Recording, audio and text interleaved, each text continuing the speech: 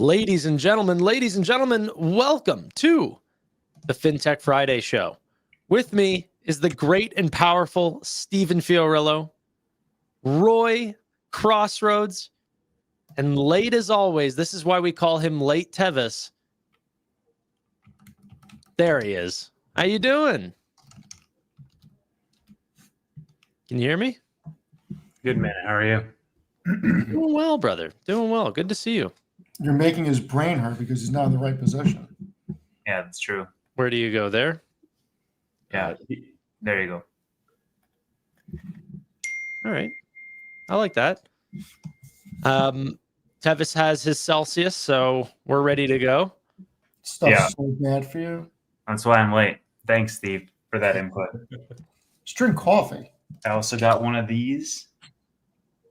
Reward myself after losing so much money today in the market. A Ferrero Rocher. Mm-hmm. Very nice. Yes, exactly. I thought Steve was going to say something about my pronunciation there. What did you say? Yeah, what would you prefer to drink, Steve? Yogurt or something? Coffee. Coffee. A coffee. You know, coffee with a Q. No, Milk. Why are you over pronunciating? It's coffee. You said it exactly how Tevis said it. It was identical. Little meatball sub and a coffee, and we're off. Okay, so how did you guys survive the April sell-off V2 liquidation day 2? How are you guys faring? Okay. Yeah, I was down a little over 5% today, so it's not it's not fun, but it's not terrible. I gotta check. Some hedges paid off. After hours would be more, but we did stabilize a little bit. But these sort of days happen. They're never fun, but when you've been in the market long enough, this ruins you and you get out and you never do it again, or you learn how to handle it. And so I was like, well, I've already made my moves and I'm happy with what I have and don't have a whole lot of free funds unless I want to exit something or exit some swings. I tried to sell, by the way, before the dump. The only annoying thing is the IPOs. So Klarna IPO, it should have been 30 days today unless I've miscounted somehow. And so I was like, okay, great. I'm going to sell. And I was doing this at the open. I'm like, don't care if it's going up, down. I've held it for 30 days. I don't want to hold that company long term.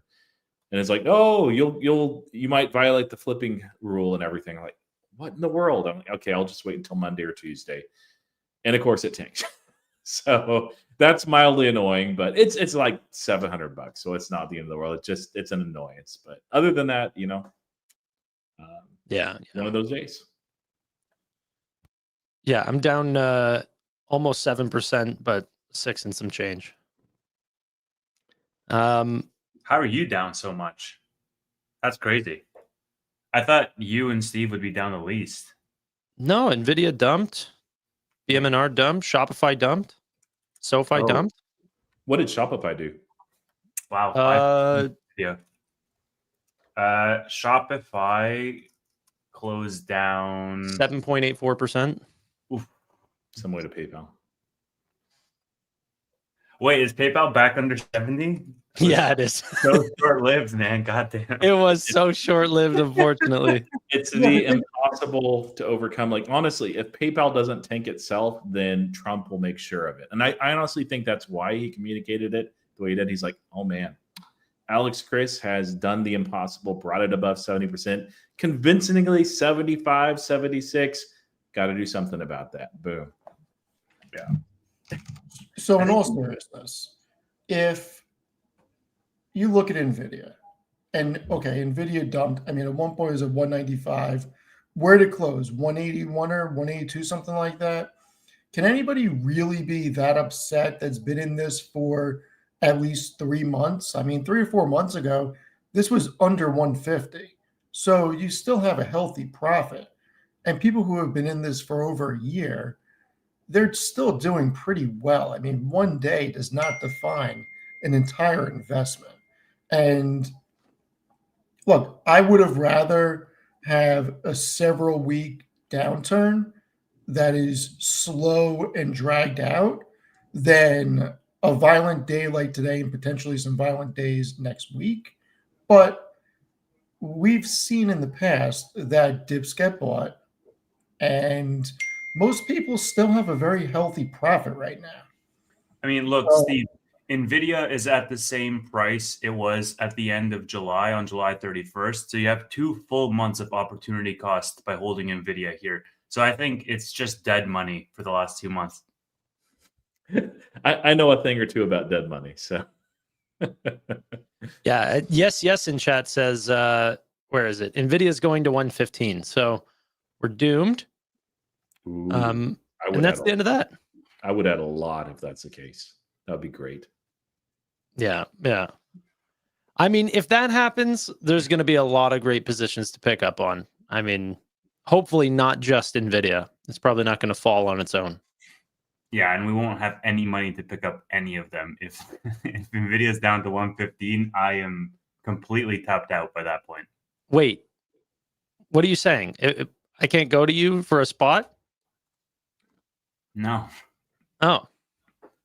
Tevis has been spotting us to pick up the purchases over the last mark. He doesn't want us to miss out on the rally, so he's allowing us to buy the dips on the way up. did anybody buy anything this week? Yeah. Yeah. Okay. Did anybody buy anything today? Yeah. Yeah, we got 3 yeses on today, 4 yeses on this week. Would anybody care to say what they bought? Not how much, but what positions? I bought 2 things today. Okay. You guys want to guess? BMNR Yep. and No, you probably won't be able to guess this one. Nubank. Ninja. D local. That's good. Yeah. I sold some cash secured puts on SoFi. I sold some cash secured puts on HIMS, and then I added to my BMNR spreads position. And those are my only 3 pickups for today. Yeah, this week I bought some BMNR, just doing my willing strategy, and so I buy that amount, not really increasing the position other than what I get from selling options. And I added a little bit to PayPal on Monday, and it was a good run up, and now it's I think back to where it was on Monday. So yeah. Steve, did you buy anything? I bought BMNR yesterday, and I bought more BMNR today. And if it goes down on, I don't think the market's open on Monday, so if it goes down on Tuesday, I'll buy more on Tuesday. It's open on Monday. Oh, You sure? Isn't there a federal holiday on Monday? From what I heard is that the banks are closed, the market is open. Yep. Okay, good. And so that'll affect settlement times, and of course, if you have money coming in, which is annoying because I don't have a lot coming in on Monday, or should have come out on Monday. Now it's going to come in on Tuesday. I'm like, man, is this going to be one of those V-shaped things? Probably not. I don't think we'll really get back up to the all-time highs. It may take a month, to play out. But A whole month, dude. I don't have time for that. What do you? November 1st. I don't. Well, It is today, Canadian Thanksgiving on Monday. Canadian We Thanksgiving. don't close the market for that shit. Come on. No, I'm sure our market will be closed. You think? Yeah, probably ours, but who cares? Yeah, not the U.S. market. It's Temu Thanksgiving. Is that right? Yeah, that's what it is. So, did today really change anything for BMNR or Ethereum? I mean, Trump and Xi going tit for tat isn't changing stablecoin adoption. It's not changing tokenization. Tanner's shaking his head. Yes, it is changing it. No, I agree with you so far. It's not changing either of those things. So the long-term thesis is still intact. And I think that this was a complete overreaction. We don't have enough information for the markets to do what it did. I mean, this was stop losses, in my opinion. I mean, yeah, it's like everything sold off at once. Interestingly enough, I mean, maybe we can talk a little bit about this because today was the biggest single day liquidation of crypto in history, like more than COVID, more than when FTX crashed, 9.4 billion in 24 hours. And bigger than the Terra Luna crash. And throughout all of that, it's like such an insignificant event. It's just a random tweet from Trump around potentially escalating tariffs. So like what caused this to be bigger than all of those events? Like, how is it so volatile that a relatively insignificant catalyst can make the number one liquidation more so than COVID even? Margin, baby, leverage. You think? The one thing that the CEO of the Polygon Foundation ended up saying, he said, who is going to be the Three Arrow Capital this time? If you guys remember who that was previously, that actually put down BlockFi, if I'm not mistaken. The person that now works for SoFi, Flory, whatever her name is. Yeah, her name's Flory. That's it. That's Yeah. her name. Which Mark. Flory? I've got 3 Flory friends. Something? But they had a large investor called 3AC or Three Arrow Capital that was spotting them a lot of money, and then they ended up being very leveraged in crypto. And then I think the Terra Luna crash happened, or FTX, I forget which one. And then they went under. BlockFi ended up going under. There's a whole big chain reaction. So essentially, they said there's going to be a Three Arrow Capital this time. We don't know who it is yet, but in the coming days, we're going to start seeing the forms come out of some sort of large fund that absolutely got wiped out. Do you think that that's what happened? Maybe a cascade of people in this new bull market that might have been way too leveraged? Well, there was activity ahead of today. Like there was people shorting and putting puts on, and that was happening as early as like 7 a.m. You can see the prints. And so like the speculation is that, okay, people probably inside the administration or related, in that network, like got hints early that this was going to happen. Now that's just speculation on my part, but like people knew that today was going to be a really, really rough day, even before, the tweets came out. Roy? I mean, yeah, it's usually it's algos, building on top of algos. There's people that for Ethereum, I mean, like honestly, you might think, oh, it's not up that much. People wouldn't take profits. We're actually up a lot, from in a relatively short amount of time. We're still above basically when Tom Lee was like, hey, Ethereum is legit, guys. I bought a lot of Ethereum at that point. Well, I had no Ethereum. I bought a chunk. I've added to it since then. I'm still up on that. So whenever something runs a whole bunch and then there's some weakness, then there's some people that were Johnny come latelys to actually taking profit. They're just like, hey, this can go up forever. And they're like, oh, I better lock in some of this. And then that triggers more sells and then stop losses and algos. And you get a bit of a capitulation, which is, I think, exactly what we've seen. Now, I love that we can frame this compared to other large liquidity events. So like if this was like the end of the world and United States and China are nuking the world, okay, yeah, it should go down a lot. Like it's done. But barring that, like, is this actually scarier than other liquidity events? Or if we look at the stock market, is the drop that we've had, which is nothing compared to like April 5th and the tariff stuff. But you look at the big spike is like this between US and China is much smaller. It's still very important. It's not insignificant, but it's so much smaller than what we were facing back in April too. So we may pull back more. There's going to be probably a volatility roller coaster going pretty heavily into next week as well. But like ultimately, this isn't really that scary.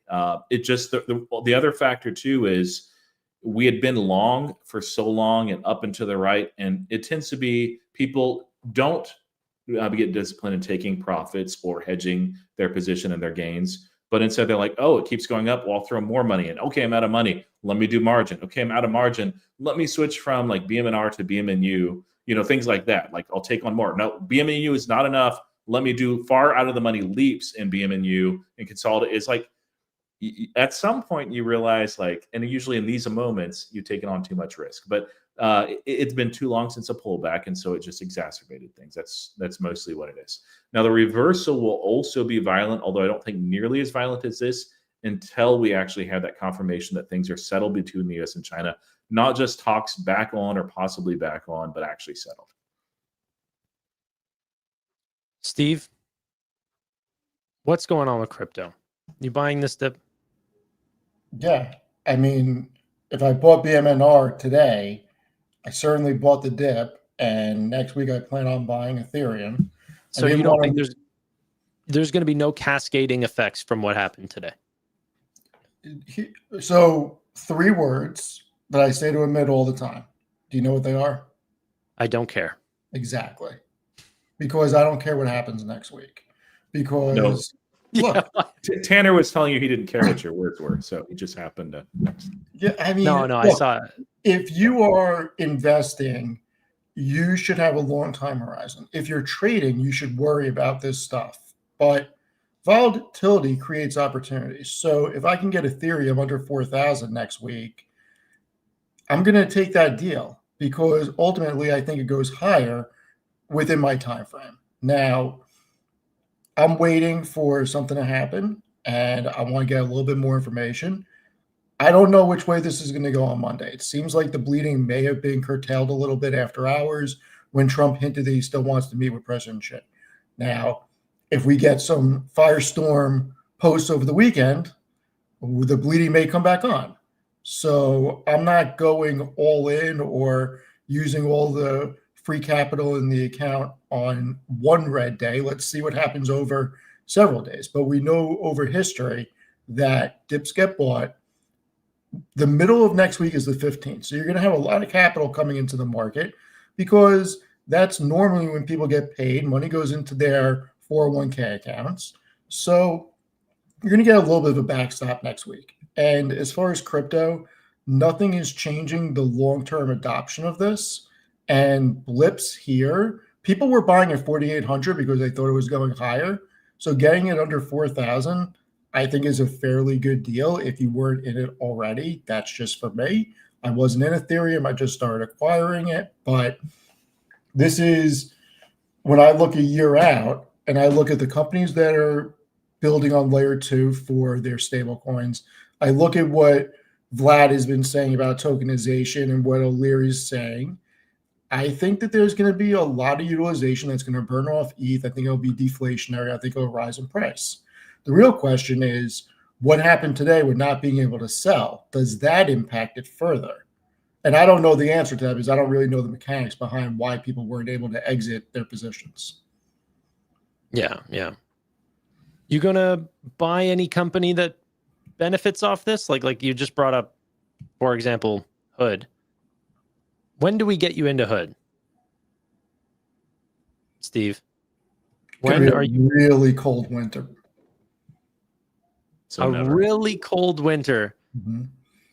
I'm going to take that both ways. You're making a little clothing joke, but is a really cold crypto winter going to get you into Robinhood? That's not what I said. I didn't say crypto winter. I said it was going to be a cold winter. I said it was a clothing joke. I picked up your little pun. So I don't know. I don't know. I want to see what happens next week. I'm not interested at these levels. At these levels, to me, is not worth it when I compare it against interactive brokers. Oh, on that, I got out of my my covered calls that had run away. Not all my Hood position was underwater, but I had some at 141 and some at 140 that had just run away. I'm like, okay, great. And I did this time, I would have been okay otherwise, but I basically was like, okay, at this price, that's when I'm happy to just close it out, not rolling, not doing anything else, not waiting for it to fall under. Of course, it fell under, but I've learned in the past, like if I'm too greedy with those when they've already run, that's a huge mistake. So I was so happy to lose a little bit of money and just close them out and be done with them, even if we're going lower. So yay for me. That was one of the reasons why I was only down like 5-ish% is that. And then I had call options on SQQQ that went up 450%. So that was nice. Look at Roy hedging. It was tiny though. It's like such a small thing. So I was so slammed today that I really didn't have a chance to look at things. I looked at it around 10 because I had calls on NVDA and BMNR. I'm like, oh, those NVIDIA, I have 195s. It went over. I'm like, oh, I'm going to have to make sure I look again later in the afternoon. I looked around 1:30 or 2. I'm like, oh, what the hell happened? But I didn't have time. And then at 3:50, I was like, oh, I think I'm safe. So, Well, Friggin' SoFi had the run of its life. I mean, this company is just all over the place today, almost breaking above $30 in the morning to closing out at 26.19 and then eventually falling to 25. Like, that is a huge swing in the day. Unbelievably massive. Can I give a huge shout out to Tevis? Tevis, like when we were like right there, I don't remember what your exact words were on X, but it was something like, everybody's thanking it, nobody do it, thank me later, or something like that, regarding SoFi screenshots.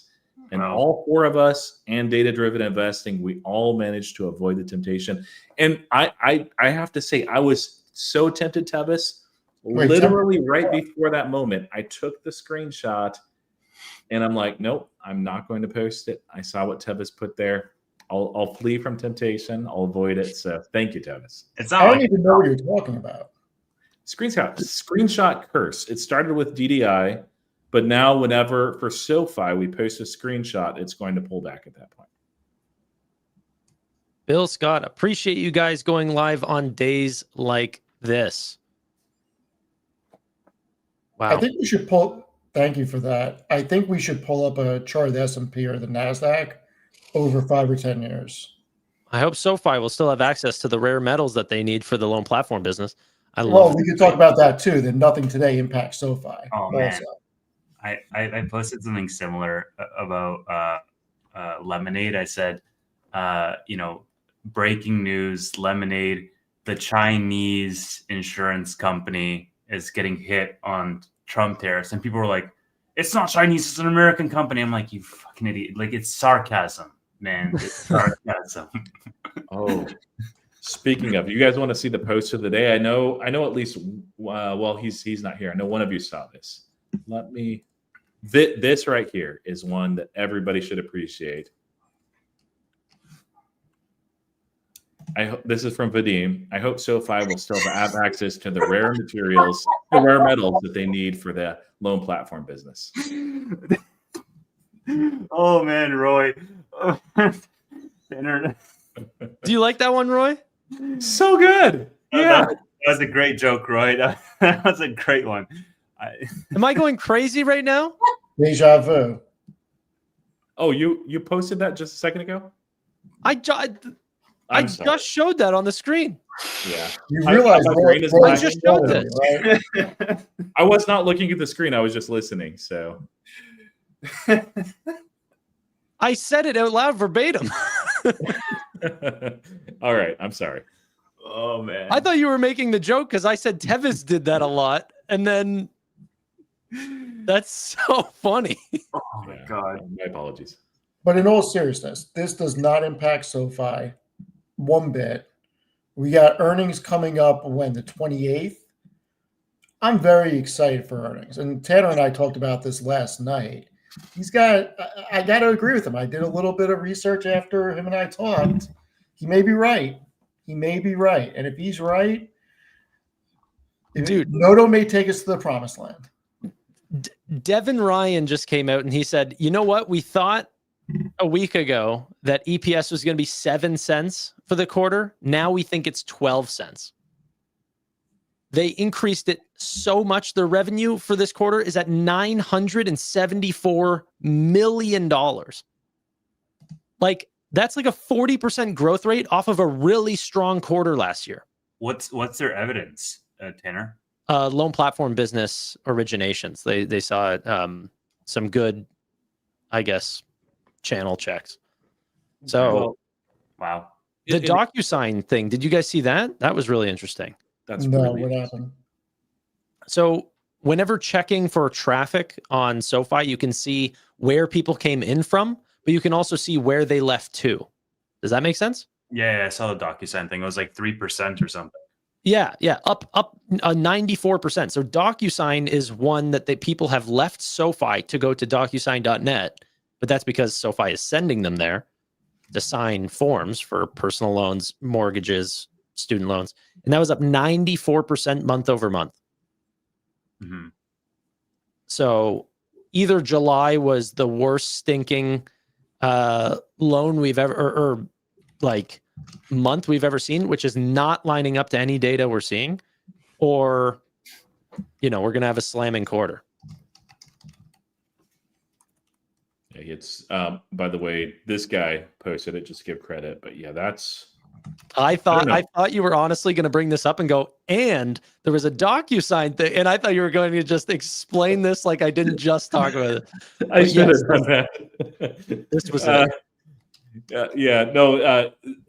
I don't know, what the base is necessarily, but I mean that's a meaningful amount, and I mean there's only one reason why they're going to DocuSign. It's not like I'll see what's new there after going to SoFi. Like, no.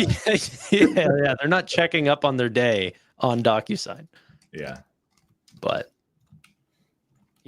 I thought that was important. They also had, like, Devin Ryan didn't just write about SoFi. He wrote about all of his names. They do that all in one go.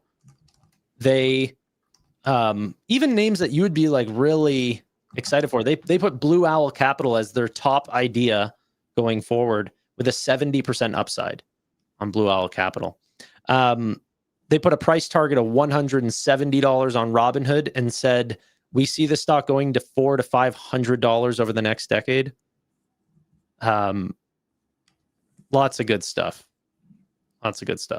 They also put like an insane, like they're modeling EPS for Q3 for Robinhood at 62 cents. The consensus is 49 cents for Robinhood. So they think I can't even get to where they are on Robinhood. And it's honestly hard for me to get to where they are on revenue for SoFi. So either Devin Ryan, one of the top analysts on Wall Street, is going to be wrong this time, or he's right and Fintech is about to have the best quarter we've ever seen, probably since covering these companies. Yeah, one of the things too with that big upgrade on the EPS target for SoFi, I don't remember. I think it was after the previous earnings, or maybe it was sometime in between. He was just new to SoFi, and they published a note something like, "These are great numbers. SoFi is doing good things. I'm new enough in the stock. I'm not going to raise it yet." Phrased a lot more professionally, but I think that's part of the factor too. Okay, let's quickly cover this really quick. Onita says, I converted my BMNR to BMNU today. Is that the 2x leverage one? What is that one? That's 2x leverage, yeah. I mean, it's not. I think like the worst thing about the leverage things is that they'll go down more. It's harder for them to go up. Like on red days, it goes down more, but I forget there's a term for that.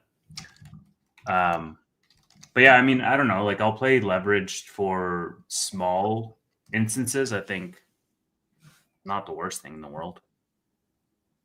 Yeah. But it looks like they converted just by the way that they said it, converted their whole position. Yeah, I wouldn't have been comfortable doing that. If it's a small bet, that's one thing. Well, of course, their whole position might be, $1,000 that they can afford to lose. So I don't know the situation, but for me, I would not be comfortable doing that. Even if we were in an uptrend, this still didn't happen. Yeah, there will be decay. Yeah, I mean, I don't know, man. Like, I'm sort of torn. Like, instead of the 2x leverage, I'd rather just buy options. I actually saw when I was adding to my BMNR spreads today, the 2028 chain is out. I don't know how long it's been out for, but that was actually really interesting because mine go as far as Jan 27, but there's Jan 28s that are out currently. And that could be really interesting because it's not as volatile. What spread did you buy? Well, the spreads that I have 70 100s for Jan 27. Yeah, I'm just on the BMNU thing. I'm not comfortable with, or no, I shouldn't say that. That's the wrong wording. I don't think that Ethereum will stay below 4,000 for long periods of time. I might have waited till Monday to do that, to see what shakes out over the weekend. Because Trump and Xi can definitely escalate these situations. But the liquidation that did just happen, I don't think we're going to see a spike in volatility like that for a little bit. I think that definitely shook out the top margin and some of the paper hands that were there. So I don't think it gets too much worse than where it already is. I mean, what truly is affected in a trade war for crypto. If anything, it probably strengthens it, weirdly. But yeah, there will be a lot of unknowns, and you won't be able to get out of that position until Monday. So that's the only problem. It's going to be, I think it's just going to be tense until November 1st. But like Trump walked it. So I think the positive thing, because I had a friend, you know, and he was like, oh man, I'm so frustrated with Trump. And I'm like, dude, this is what he does. Like he will manipulate the market, whether willingly or you know, just as a result of his tweets, but he'll walk it back. And the thing with Trump is like, he cares about the market. He brags that the market is at highs. So I think that like the taco thing plays out whether we like it or not, because that's just what we've seen play out over the past year consistently with tariffs. Like he'll throw out some outrageous number, then walk it back. And it's not great if you're, you know, buying short dated call options, but if you're selling options, it's pretty good, right? Because you get more volatility like that. And we were due for a pullback. So I think like it makes me much more at ease that we have one, even if it continues on Monday or Tuesday. And it will likely continue because the markets are going to be in a place of uncertainty until November 1st. But ultimately, I do think it gets walked back. Oh, keep in mind, the last time that this happened was April. Mm-hmm. And he had another 8 or 9 months, depending on what day he did. I don't remember the exact day. He had a long time to correct the situation. It's the middle of November, more or less, right now. He doesn't have a lot of time. I don't think he wants to, A, not have a up S&P this year for 2025, first year of his second term. And then B, you have the midterms in 2026. The last thing that he wants is uncertainty and an economy that is not thriving, because he does not want the Republican Party to give up control of the House and the Senate. So I do think this is all going to get worked out over the next couple of weeks. Yeah. Well, today was a Biden market day, though, not a Trump market day. So no, I'm just kidding. This related was interesting. And I mean, there's no guarantees and people can just get lucky, but this was not a small bet. And somebody opening an account today and shorting Bitcoin, which is not something that somebody that's brand new would do. It's, we always say, or, there's always people that say somebody knew something, and that's not always the case. Sometimes it just happens. But this is one of those that it smells a little bit fishy to me, that somebody closely connected knew that there was going to be a mention or announcement related to this happening relatively soon. They may not know the exact timing. Very, very fishy. What do you guys think? That is 1,000% somebody that knew something because of the size of that trade and the direction of it. And this was only one. This is not actually what I read. I read that they did this across Ethereum and other plays as well, and made out with hundreds of millions. And it wasn't just placed 30 minutes before. They placed it in the morning, and then they doubled down 30 minutes. That was what my understanding was. I hope they get caught. But they won't. They won't. Probably not. No. It's just annoying. It's horrible, honestly, this sort of thing. This is why, a lot of people come. The most damaging thing is not somebody making a bunch of money that they don't deserve. It's that it can convey the understanding that the markets are rigged, and they're slightly rigged, but somebody can come away from a day like today and see what their portfolio is and be like, the markets are rigged. This is a rigged game. The house always wins, and I'm not the house, so I'm getting out. And then they no longer invest, period. That's a colossal cataclysmic mistake that's exacerbated by things like this. And so, man, it makes me sick. Do you think the meeting with Xi is going to go over well, or that he will even meet with Xi? That's the question. I think that we'll probably have some on again, off again stuff over the next 2 weeks. I think China, from what I understood, and I don't understand a whole lot, so I'm not an expert here, but from what I understood, China had not taken seriously the talks, that they wanted basically all the cookies and they didn't want to share any of it, which was not going to happen. And I think they bought into the taco theory too. So if that's the case and they still want to play hardball all the way through this, we could have more turmoil, nothing like what's happening back in April. But I still think that they'll probably meet at some point because honestly, like both the United States and China have much more to lose by not coming to agreement than they do with giving up something that perhaps they don't want to give up with. So we'll have to see, but I'm guessing that they meet, and the most likely outcome of that is that they kick the can down the road. They say, well, we had productive talks. There's still more to figure out, and so we'll revisit this and put a deadline on there for like 6 months out or something next year sometime. Look, the last thing that we want is for this to escalate, because if it does, that is very bad for chip stocks, very bad for AI development, and it's just bad overall for the global macroeconomic economy. So I don't think that they're going to play chicken to the point where they actually collide, because that would be a no-win situation for anyone. It looks like potentially there was much more. They had BTC shorts, Ethereum shorts, all on Hyperliquid. And this person suggests that maybe there was also some centralized exchange action as well. However, that's not verified, and states that this person probably had a huge role in what happened today. Well, does anybody know why there are reports that people couldn't sell? No, I'm not sure. I'm not sure. By the way, $1.65 trillion left the stock market today. 1.65 trillion. That's wild. That's American dollars. Yeah. It's like the entire GDP of Canada when you put it that way. No. So what's Only everybody like looking at for next week? Only on like a semi-annual basis or something. What's the question? Yeah, my guess is, Trump came in and just said a few words like that they're still thinking about meeting. That kind of stabilized things after hours. It went back up, not all the way flush. Some names did close green at my time 7 p.m. When the after hours was no longer open.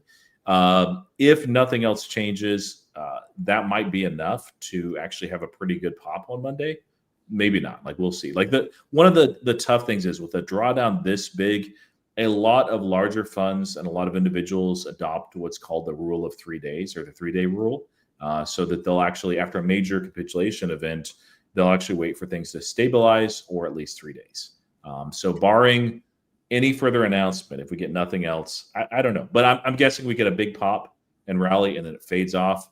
Now, if we get a big capitulation event, something else happens, the market always likes to overdo it. So it wouldn't shock me if we just see the bottom drop out and it just people going crazy and then recovery, maybe not all the way up through the end of the day. Anyone's guess so. But whatever it opens up with, in the first 30 minutes, probably fade that through the day. If I was a day trader, at least that's what I would be doing. One thing I think that today crystallized for me, and I've been talking a little bit about it on our previous streams, Roy, over the past month or so, and today was sort of the first shoe to drop in terms of a pullback, is I really, on any pops that we get this upcoming week, I just want to let go of all of my leaps. Because I want to be able to roll them into the underlying stock, so I don't have the theta decay working against me, and like that's just it's not a hedge, but it's just a risk measure that I want to take on, because I have leaps for like BMNR, I have leaps for Nebius, I have leaps for SoFi, I have leaps for HIMS, I have leaps for a whole bunch of other stuff, and so it's just. I want to de-lever a little bit from the options, because we're getting to that point where, like, if a single tweet from Trump on a random Friday, which he's done we haven't really had a shock like this since April, right? We had minor blips in the summer, but nothing that was to this degree. And to me, what that signals is like, yeah, the market can bounce back from this, but I don't know. It's just, it's like you have your first heart attack, it's like, oh shit, it's a health risk. And you kind of like want to get everything checked up and live a little bit more of a healthier life. And like, that's what this was, whereby like I deployed capital. I did cash secured puts. I took advantage of the dip, but at the same time, I'm like, okay, well, I don't really want to have the long, like I want to be selling options and not necessarily buying a lot of options right now. Yeah. But yet buying a lot of options. But I also bought spreads today. So yeah. And you sold puts pretty aggressively too there. So What were you selling puts at? what's that? What were you selling puts at? Oh, wow. he's already underwater. I sold some aggressive SoFi puts, but so I don't know, man. I looked at a couple of different positions and I was like, I feel much more comfortable selling much more aggressively on SoFi with earnings coming up, like a month out or 3 weeks out, than I do selling at something else at like a 15 or a 20 delta. What was the strike and what was the? I want the numbers. What was Yeah. the I don't know strike? why we're not getting numbers here. Why are we not giving the people what they want? What was the I- strike and what was the I- expiration date? Tevis is a little embarrassed because he finds fairly safe strategies and he's like, how can I make it way more degenerate? And he does that. I What, like sold- 29? I sold I sold 20 puts for SoFi at $27 for October 31st.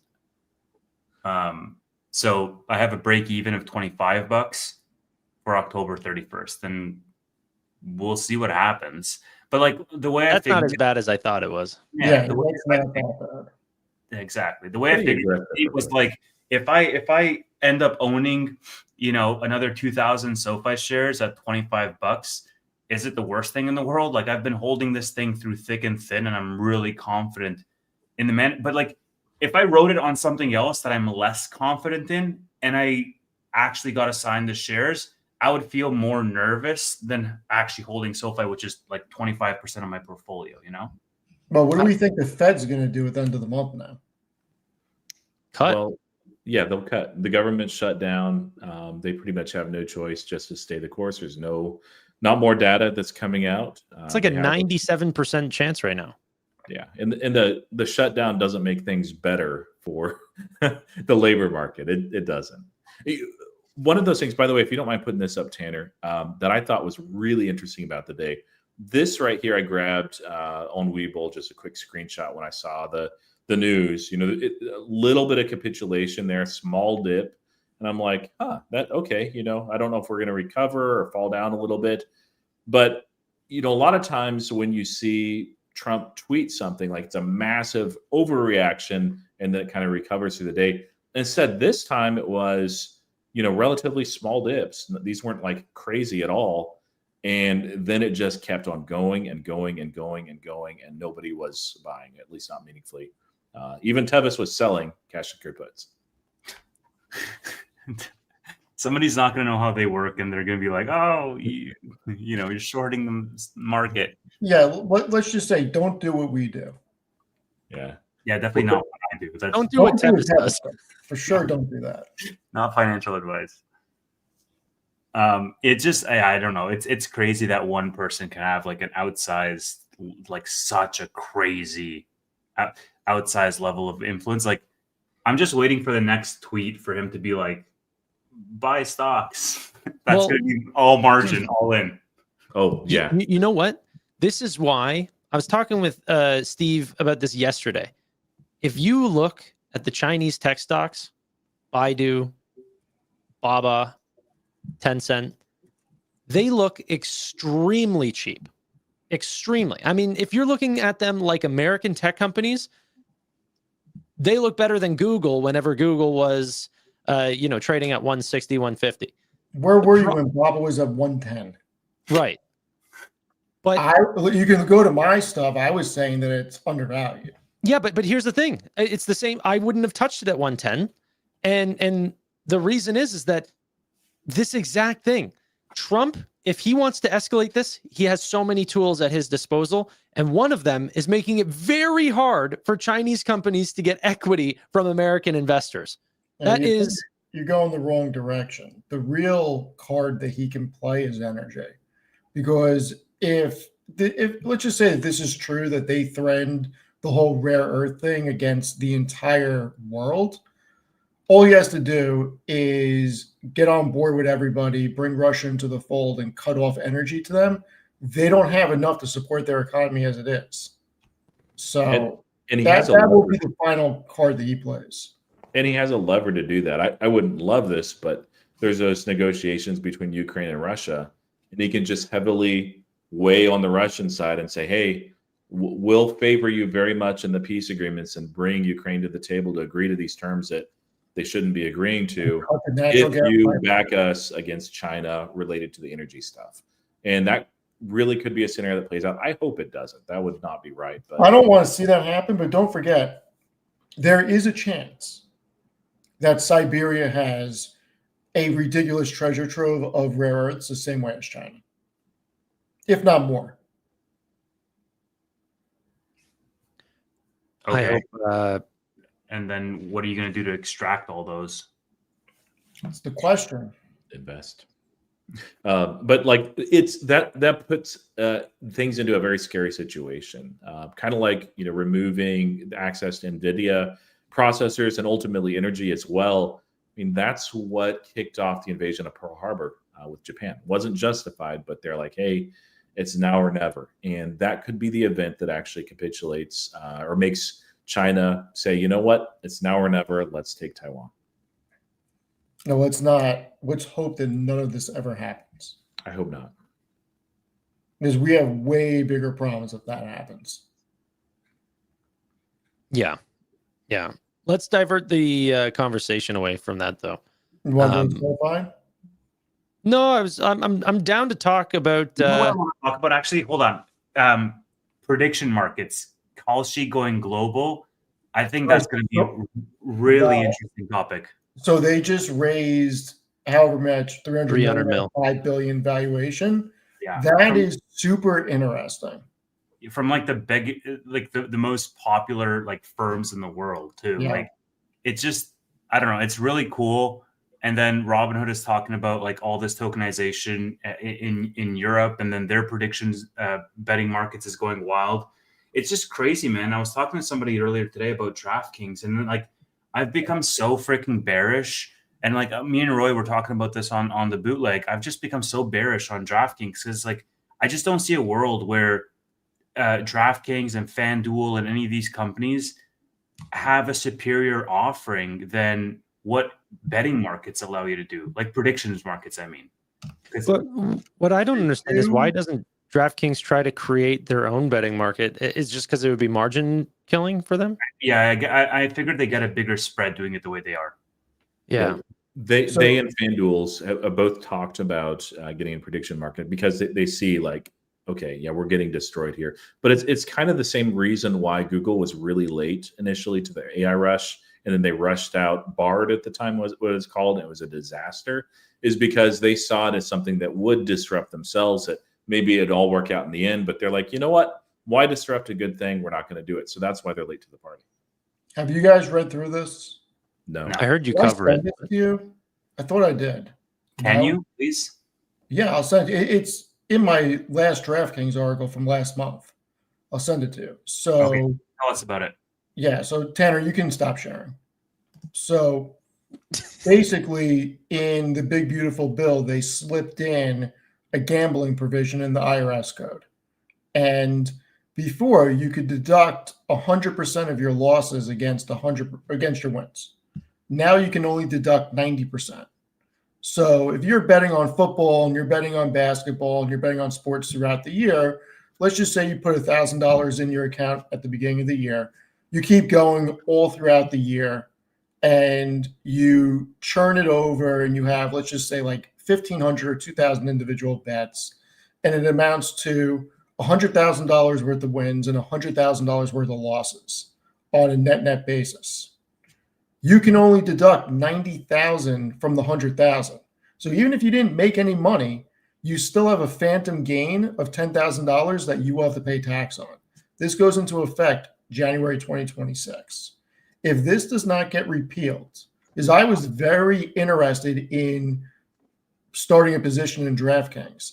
When I read this, I was like, there's no way I'm touching it because this is going to have serious implications for sports books and casinos in 2026 because it's going to hurt professional gamblers and it may cause recreational gamblers to not go to the casino as much.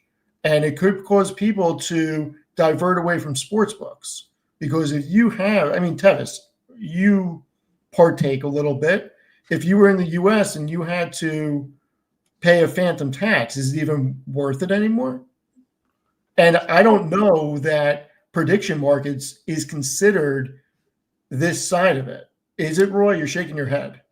I was going to actually ask you. My guess is that it's not. It's been treated very differently by the CFTB. I think I got that wrong. So we'll have to actually see, but I would be surprised if it was treated the same way. Yeah, I actually did one prediction market thing just so when I get the 1099 at the end of the year so I can see how it's classified, because I want to know if it is not classified in that way and it gets classified as capital gains or capital loss on short term, then DraftKings is screwed. Dude, DraftKings is down 23% in the past 2 weeks. Is this because of the prediction market stuff? It's got to be the prediction market. It started with this, and then the prediction market on Robinhood took it down further. Wow. And there's been further updates too. This Vlad came out with this, and he did it on the wrong platform, iOS first. But they basically allow on the crypto button, you can toggle between crypto to earnings to prediction markets. And it's just, I've not seen it. But Hold on. So Beer and Chicken said prediction markets are sweepstakes, so taxed at the same as gambling earnings. Interesting. Huh. Interesting. I'm going to look into that and see. Interesting.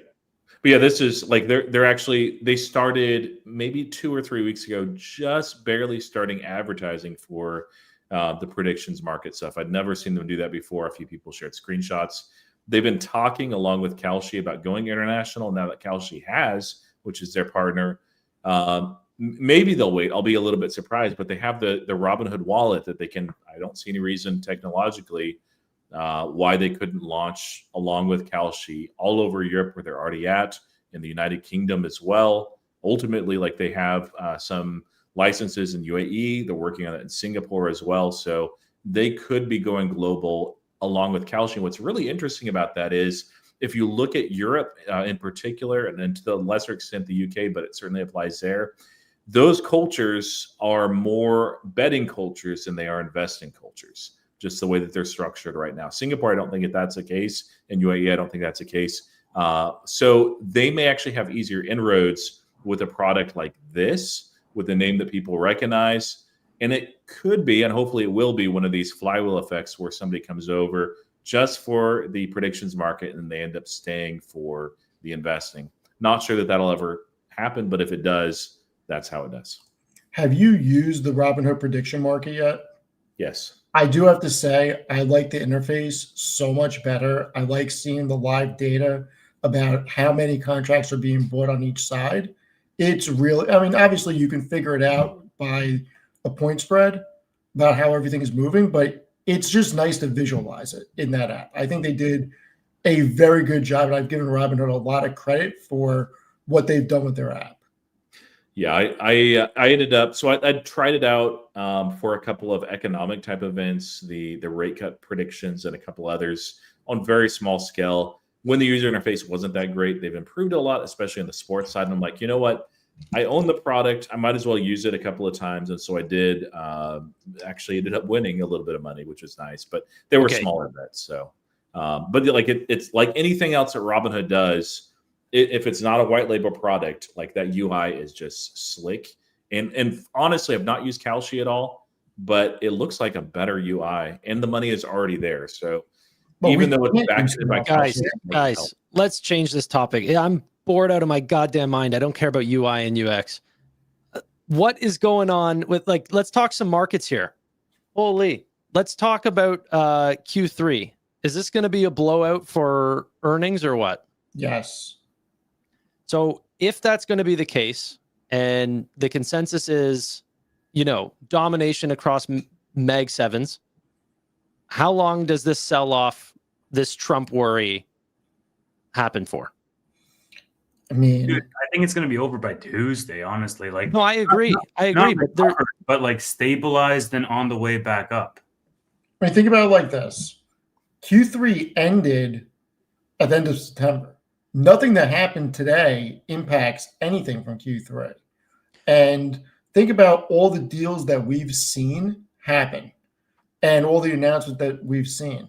There's no way, at least from the data that I'm seeing, that we don't get beats. I wouldn't say that for Tesla, but I mean, I think Meta beats, I think Amazon beats, I think Apple beats, Microsoft. I think the spectacular sixes, I'm calling it, will beat. I don't know about Tesla, but spectacular six are going to beat. And I think that they're going to raise guidance. And as long as this doesn't really escalate, I think Q4 is going to be even better. I really do. I'm not worried because these companies are in a prisoner's dilemma. I mean, we went through it last night, Tanner. Well, I like that, Rob. Mag 7, we had Broadcom kick Tesla out. I like that. yeah, you want to have Broadcom or AMD in there, the Mag 7. Broadcom. Well, so Broadcom.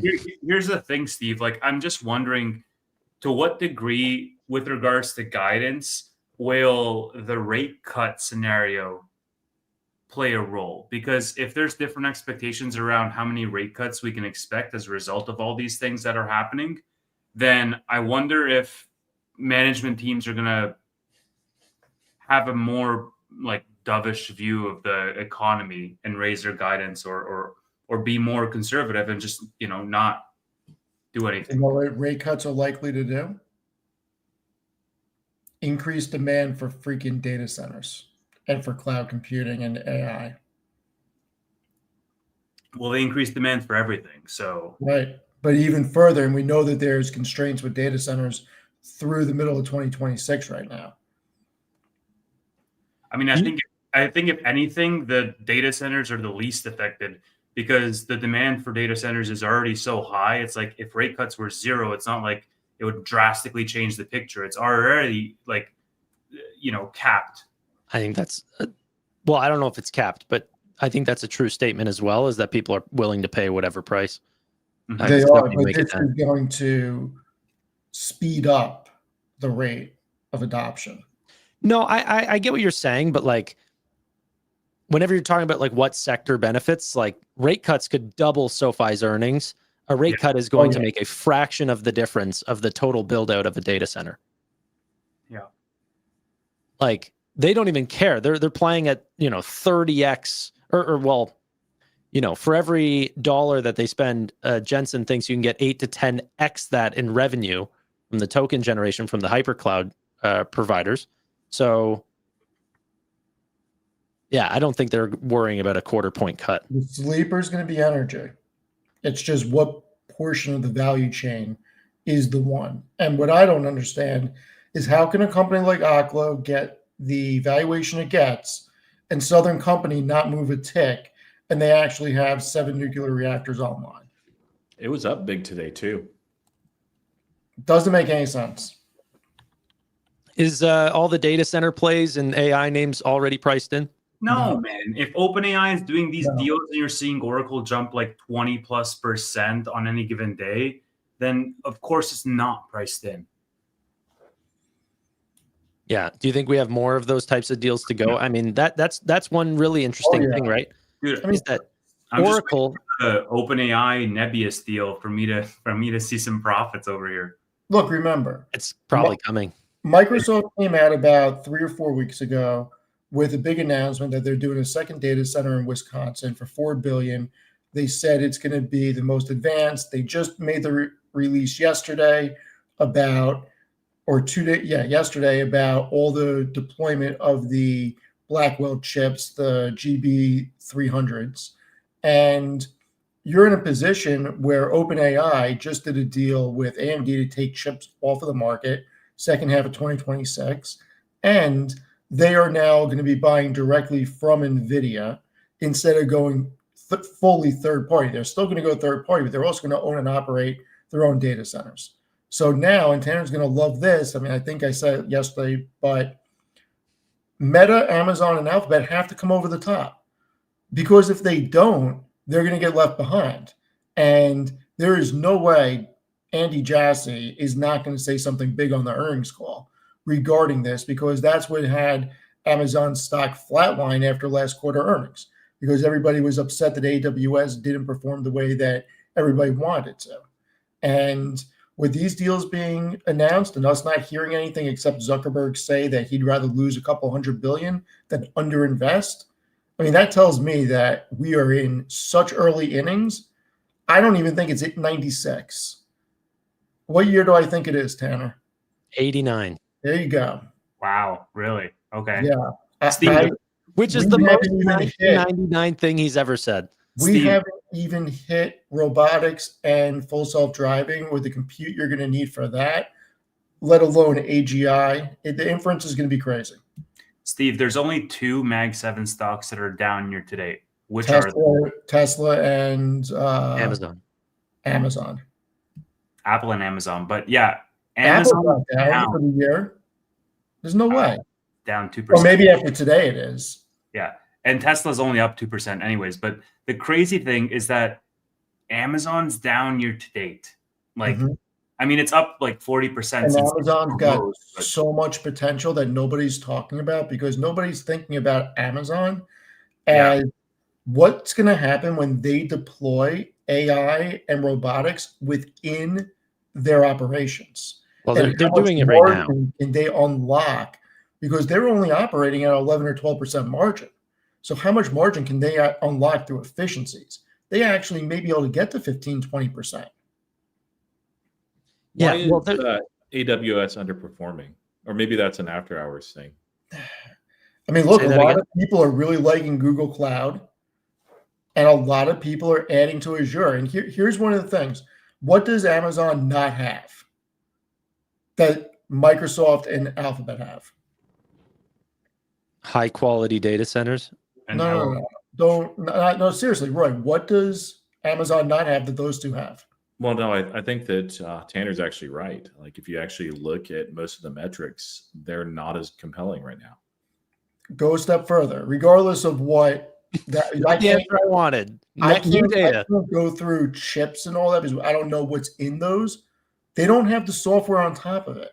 So if you're going to go with AWS, that's all you're going with. You still have to go with either Google or Microsoft for their actual Office suite and everything else. So if you're already a Microsoft customer, you're already an Alphabet customer for your stack of software, most likely you're going to talk to your rep and go with them for the cloud offering for Azure or Google Cloud. It's not likely you're going to mix and match, because you already have a relationship with that company, and they're probably going to give you a sweetheart deal with the money you're paying for all the licenses. So that's where Amazon lacks compared to the other two. Well, you know what? The good thing is that those small companies are not making too big of a difference. They need to partner with a massive AI company, and Amazon has an extremely close relationship with Anthropic. That's their saving grace. Yeah, they should have bought Anthropic, is what they should. They should have, but they didn't. And from what I heard from Anthropic is that they want essentially nothing to do with Amazon's Trainium chips, and that they want to use NVIDIA chips. And so they're back to buying NVIDIA products. In fact, you know what's so crazy about that? Did you guys read the most recent deal with NVIDIA and XAI, the $2 billion deal? $12.5 billion of that was debt. Did you read the structure of that debt? It was specifically around giving this money if they bought NVIDIA chips with it. The money was not for any other purpose. It specifically said NVIDIA. How about NVIDIA is becoming the new, I don't want to say Berkshire, but they're becoming a holding company of companies. And it's only going to become more. But that's what I've been saying that for years. That's what happens whenever you have too much money. Use their cash. I mean, I love it. What they're doing. They have too much. Yeah, it's a good problem to have. So they're in a great situation. Yeah, they're just like, again, thank you, Tanner. But it's such a good company to be in. They're so well positioned. Like whatever happens with China, it's like they'll be fine. And they're in so many other players too. Like, does it really matter if OpenAI dominates or Gemini does? It's like it doesn't matter. They're What positioned. I really like right now. I think Taiwan Semi is going to continue to do well, like really well. The only thing in the back of my mind is what I mentioned before on the geopolitics stuff. That if the United States plays hardball with China, it could cause them to do something stupid. But then what happens to NVIDIA? Yeah, you're in the same boat with all the companies. I mean, the real thing is, do we think Intel is going to continue? I mean, Intel's already popped. I mean, it's up 60. I didn't see where it finished today, but before today, it was up 60, 70% in the past 2 months. I don't know why you would buy, and maybe I'm not that, in the weeds around their product offerings, but just from my opinion, like, why would you buy Intel when you can buy NVIDIA? Like, the U.S. government propped them up, and sure, they got, an investment as well. Have you looked at the new EPS estimates for Intel? Dude, I look at top line. Fuck EPS can be manipulated by the company. Like, I don't know, man. Like, whenever I'm doing I'm doing forecasting and budgeting for the year right now for my company, and it's like my CEO wants revenue and EPS. You know which one's a hard one to get? Revenue, because EPS you can. This is a growth at all cost investor. He is, but keep in mind, Intel is only expected to do 12 cents this year. They're expected to do $1.15 in 2027. How are they going to get that difference, though? There's 37 analysts have them growing at 430% EPS next year. But yeah, that's great, Steve. But like 37 analysts had SoFi at $11 for 2026. Like, all I'm saying is that Intel has become a very strategic company for the U.S. Right. They're going to stop it. No, they're not going to allow this to fail. Agreed. With batteries. Agreed. And they want to augment. I agree with you. Now, answer me one thing. Yep. Does Intel have a superior or an inferior product to NVIDIA? And new products that Intel rolls out, will they be superior or inferior? So when you're looking at it from that lens, like, but you're just talking about GPUs, because NVIDIA is not playing in the server. Yeah, they're not really in the same space. They're not in the same space. Intel's not a competitor on GPUs. Sure. But the real question is, can they continue to compete with AMD? Yeah. Can they? Probably. Hold on. I'll bring up the Intel. I mean, like, so the one thing beyond, the basically force investment and United States doing what they did with, NVIDIA did sign an agreement to actually build some on their x86 architecture, which is, I don't know if they've ever done that, Tanner. If they have, it's been a long, long time. So that's good for Intel. That's part of where the revenue is coming from. But I mean, still, they're not using their foundry as far as I can tell. So they managed to do less with so much. It's just shocking. So this is Intel versus AMD. Intel is blue, AMD is red. So all CPUs, they're still ahead, but it's tightening. They are no longer in the lead on desktops. AMD crossed over again. Laptop, Intel is still the head. And servers, Intel is still dominant. They have 84% of the market. So right now, the statistics are showing, oh, look at that. Look at the freaking pop-up that comes up with the Pokemon. All right. But the data is showing that Intel still has a superior lead over AMD. Yeah, but it's the sort of change in those rates, right? It's not like people are looking at ChatGPT and Google and thinking ChatGPT is winning. But once those start to bring down, which is what is happening, AMD is putting up a really, really good CPU or sort of front, I guess I wanted to say. But the market is forward-looking, and the market buys the trend, betting the trend will continue. And in that sense, Intel might be the dominant player right now, but they have an inferior product offering.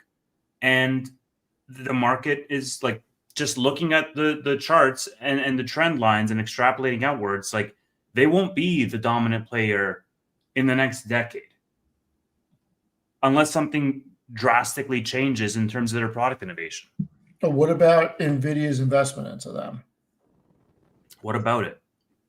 You don't think that they're gonna work You want me to together or buy? anything? You want me to buy Intel stock because NVIDIA invested what? Like, Not you what know, I'm saying. I'm $5 billion. asking if you think they're gonna work together. sure. Some, but like they're still not going to use their foundry. I think really Intel is either a trade, which it may work out really well, or if you're holding it like longer term, you're basically betting on something that happened to Taiwan. And I think they did that with with Intel as like a good faith act for the Trump administration, because the Trump administration backed it, and then Jensen's getting everything he wants from Trump. So he's like, you know what? We'll actually give your little investment here our stamp of approval. And so Jensen once again is playing 3D chess. And Yeah, Tanner, 40. bring up what Black Mamba said at 10:10. NVIDIA changes this. So in his talk on CNBC, he was talking about the server stack.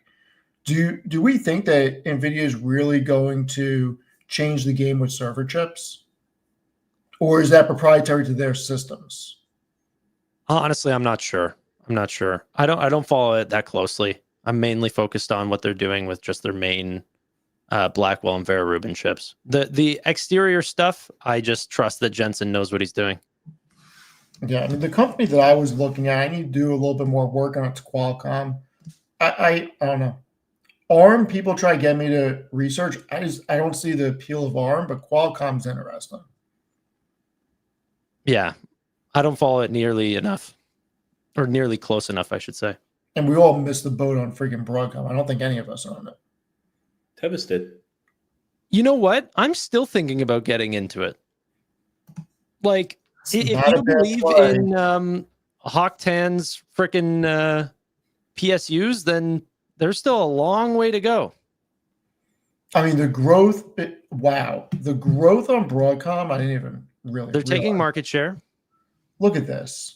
Well, we'll go top line because Tevis doesn't like bottom line. So Okay, but Tevis does like bottom line. It was just a bad comment. 23%. He was making a point. 23% next year or this year, 33% year over year, and then 25%. I mean, and this is not a select little group. These are big groups of analysts. That's a ton of growth. And then on EPS, I mean, I don't even know if you can consider that expensive considering how much growth that they have. And if the rate of return on data centers is what we think it's going to be, Broadcom's really interesting. Yeah. Also, I love whenever people say that NVIDIA is power hungry and AMD is more power efficient. It's just completely incorrect. I'm sorry, but yeah. I mean, it's performance per watt. That's the important part.